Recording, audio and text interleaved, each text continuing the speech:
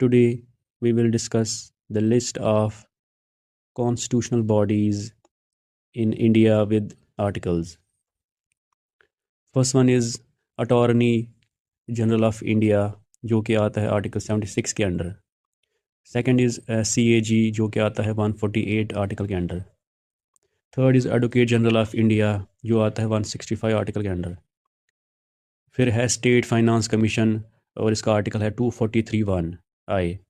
State election commission 243(K). District planning committee जो आता है 243(Z)(D) article. Metropolitan planning committee जो आता है 243(Z)(E). फिर है इंटर स्टेट काउंसिल जो आता है 263 आर्टिकल के अंडर. फिर है हमारा फाइनेंस कमीशन जो कि आता है 280 आर्टिकल के अंडर. फिर आता है GST काउंसिल जो है 279A. फिर ये UPSC आता है 315 to 323. State PSC 315 to 323. फिर आता है इलेक्शन कमीशन ऑफ इंडिया जो आता है आर्टिकल 324 में. फिर आता है national commission for schedule caste जो आता है 338 आर्टिकल. फिर है नेशनल कमीशन ऑफ STs जो है 338A.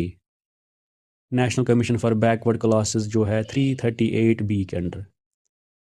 फिर आता है scheduled areas and scheduled tribes commission जो कि आता है आर्टिकल 339(1) के अंडर. फिर बैकवर्ड क्लासेस कमीशन आता है 340 आर्टिकल के अंडर. फिर है official languages commission and official languages committee of parliament जो आता है 344 आर्टिकल के अंडर. फिर है special officer for linguistic minorities जो कि आता है आर्टिकल 350B के अंडर. Thank you.